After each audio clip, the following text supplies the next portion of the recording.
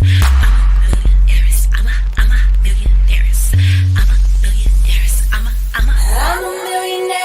a millionaire. Money by the cases. I ain't gotta chase it. Money's moving to me. I'm a millionaire. Money by the cases. I ain't gotta chase it. Money's moving to me. Hey, what's going on, beautiful people? Happy Wednesday to you all. I hope that you've had an amazing day thus far. If not, it's about to get that much better. So if you're watching me live, go ahead and let me know where you're watching from. Rep your city, rep your country. Let me know where in the virtual building you are watching me from this great afternoon, evening, or morning, depending on where you are in the world and when you watch this video. So I don't plan on being on here long at all. I just want to come on here today briefly to share some thoughts with you all, ask you some thought-provoking questions in hopes for you to truly realize who you are and able to manifest the life in which you are called to actually have. Now, I'm going to go ahead and get started with my intro, as I always do. My name is Sharita Leon. I went from being a homeless, disabled single mom to a two-time #1 best-selling author with books that were on the bestsellers list for over 2 years straight. I'm also a life, relationship, and business coach, an internet marketing strategist, entrepreneur, international speaker, and the protege of the legendary Les Brown, a forex trader and investor. And I empower my tribes to their God-given purpose while creating wealth and have healthy relationships. I'm also a believer, and my faith is exuded in all that I do. So welcome, everyone. As you see posted in the title of this video, I'm asking you a question. Am I only human? Am I only human? And how many of you have ever used that phrase before, heard someone say it before? And typically when that phrase is said, is around someone feeling the need to give an excuse for something going wrong, or sometimes it's because things didn't go the way they wanted it to, or they feel like they're being stretched beyond their capabilities. Now, this is the thing. The truth is, no, you're not only human. And the moment you start saying things like, I'm only human, it's the minute you literally detach yourself from your true divine nature. And it's the minute you also denounce your ability to operate in the divine self. You are not only human. And I believe that's one of the biggest reasons why our world is the way it is. Our churches are the way they are, because people truly don't understand and or have not identified with their true self. We've been taught so many different things about who we're not. And because we've been taught those things over and over and over again, we've believed the lies that others have told us, what society has shown us, and what our family has allowed us to believe about ourselves. You know, psychology says we are a sum total of our nature and nurture, our environments, and what is in our DNA. But the truth is, we are who God says we are. And you won't know that until you really start to think about who you are, where you are in life, and if it's where you actually want to be. And until you start having questions of self-evaluation, where you're trying to figure out, where am I going in my life? What is my purpose? Until you have those real strong questions that you're real with yourself about, you won't get the real answers. And the answers are not just behind what you might have been taught, but it's in really digging deep to allow yourself to believe and to think on a higher level. You know, one of the things that I'm constantly thinking about, especially these days, is how Jesus was when he operated on the earth. How did he move? Why was it that every single time that Jesus needed something, he was always able to get it? Why was it that every time someone needed help from him, he was able to do it regardless of what seemed to be impossible? Why was it that Jesus was always able to manifest immediately the needs and wants of the people and himself? Well, because he knew who he was. Jesus knew who he was. In fact, when he makes his introduction back into the world as an adult, he goes into the synagogue, and what does he do? He goes in there and lets people know who he is. He opens up the book and says, hey, this is me, the one you've been praying for, the one you've been asking and waiting for. I'm that guy. He starts off his introduction to the world by letting them know that this is who I am. That phrase right there, who I am. The moment you realize who you truly are, You're not going to tolerate certain relationships. You're not going to tolerate certain things in your life. You're not going to tolerate certain things from yourself because you understand that I'm much bigger than this. I'm much bigger than the situation, much bigger than the people that may be around me that are operating at a lower vibrational frequency. You recognize that, hey, this is not what I'm supposed to be living like. This is not what I should be having right now. This is not what I should be experiencing. And you won't know that until you tap into your true self. Now, the problem or the challenge, rather, that comes with trying to find your true self is that you have to literally unlearn all that you've been taught. And the challenge with that is most people are creatures of habit. Well, all of us are until we break that cycle, right? But then we also like familiarity, whether that's good or bad. There's something in being comfortable that you're willing to even be uncomfortable in a you'd rather be comfortable in an uncomfortable situation just because it's familiar. And so when you have this new way of thinking, realizing that, okay, I have to change, realizing that I have more power than I'm actually utilizing, recognizing that I'm not just going to read scripture, but I'm actually going to live it out. There's a transformation that must take place that most people will not understand. Not only will most people not understand, most people don't even want to hear you out. That's the thing. And I see it time and time again. Most people are not even conscious of the fact that they need to change. And because they're not conscious of that change, they circulate the same energy at all times, never living out their true purpose and identity. What do you identify with? What do you identify with? Most people identify with what they've known. They identify with lack. They identify with sickness. They identify with all things that are commonly known to man in this world, this earthly plane that we live in. People say things, well, you know what?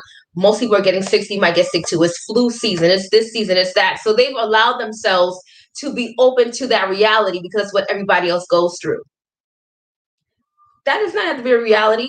Just because people are going around saying it's flu season doesn't mean that you have to get sick. Why? Because you're not only human. You're in this world, but you're not of this world. This is why certain people who go through certain things and someone else go through the same exact situation and they have an entirely different outcome. How does that happen? How is it that so and so went through the same thing and lost her mind?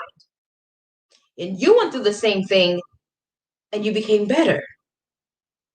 There was a higher consciousness of who you really are. And so it is with every single one of us. In the word, we see that God says, I put before you blessings and curses, life and death. Choose life. There is a choice to live and how you can live. We are all free moral agents that can choose our reality. And if you decide to have beyond what you may be currently seeing or experiencing, and if you decide to become, literally, you create a world and a life that looks like a dream. You create what seems to be the impossible. Jesus was not the exception to the rule. And unfortunately, most Christians believe that. And when they say things like, we ought to be like Jesus, or even sing songs of that nature, really what most people are thinking about is not sinning, right? Not fornicating, not drinking, not going to clubs, not killing anybody, not lying. That's what most people think about. But if they really understood to be like Jesus was far bigger than just having a sin consciousness, their life would be totally different. What does it mean to be like Jesus? That means that wherever you go, atmospheres are changed. When there's a need, it is met. When there is wisdom that is needed, you have it. To be like Jesus is to literally be able to create and do whatever he saw the Father doing. Jesus often said, I'm one with the Father. And then would say, I only do what I see my Father doing. When did Jesus see God heal someone? I'm not even going to go that deep with y'all today. But the consciousness that he had was that if God did something, surely I could do it. If I've watched God create a whole entire universe out of darkness by using my words, surely I could speak to this fig tree and curse it. Surely I could take this fish and this bread and bless it, and it has to multiply and feed the thousands of people. Surely, if Lazarus is dead, I can just tell him to wake up and he'll be awake. That's the consciousness that Jesus had, and he identified with being like God. So Jesus is not only the standard, but the example of what we ought to be. But then that's not even exactly accurate, because Jesus himself said that we are to do greater works. How do we get to the greater works when most don't even believe they could do what he did? It all comes from you knowing who you really are. You are a spirit that lives in a body, a human body, that has a soul. But not only that, let's dig deeper. You are an extension and made in the image and likeness of God. And according to Psalms, and Jesus said it himself in the gospel, you are also little g gods on the earth. Are ye not God? Is that not what your Holy Bible says? And so, with that consciousness, with knowing who we really are, everything changes. But see, we live a parallel life. We live a life of the spirit and a life of the natural. And because most oftentimes the consciousness of our natural being is so much more real, because we've been taught to be led by our five senses, what we can feel, touch, see, smell, taste, that we neglect the things that we can't see, which are more profound than the things that we actually can see. And so we have to now train our spiritual muscles to walk by faith and not by sight. The word tells us that more than once, because that is where the trueness of who we are really exists. Everything is happening in a world that's outside of what we actually see. And it's our job to bring it into this natural realm, just like Jesus did. And so that means having to challenge your thoughts, challenge your feelings, your emotions that can feel so real. Oh my gosh. Those feelings can lie to you sometimes if you don't know how to train them. The subconscious mind doesn't know the difference of what's actually happening in real life and what's not. I was listening to one of my friends yesterday, and she did a story. And in her story, she was sharing about how she woke up in the middle of the night.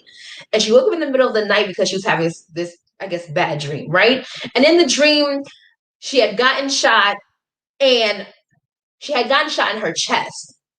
And she was like really distraught in the dream, and she felt like she was about to die, right? And literally the dream was so real to her that it woke her up out of her sleep, to where her body physically felt like what she was going through, to the point where she had heartburn in the physical natural realm. Here she is sleeping, having a dream, yet the dream felt so real to the natural body that she woke up having to take some Tums to help with the heartburn. Why am I sharing that with you?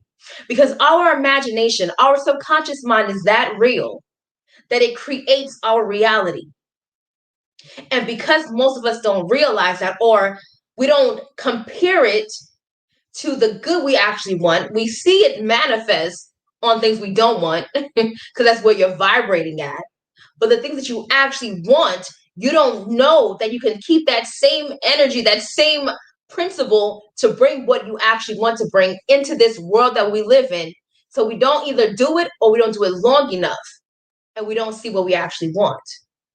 But if you could train yourself long enough to graduate from this natural realm of how we feel, see, smell, taste, and touch, and believe on a higher level who we really are, believe what the word actually says about us, and be faithful to that reality over the reality of what we are seeing, it has to change. When you build your spirit man to the point where it has to dominate your natural man, things change. This is why people fast. You don't just fast because you want to hear from God. You fast because of that discipline that makes your natural have to submit to the spiritual side. It's the discipline to say, I have more control and power over this physical being. And sometimes it's hard as heck. Okay. It is hard. But just because it's hard doesn't mean it's impossible. Hard does not mean impossible.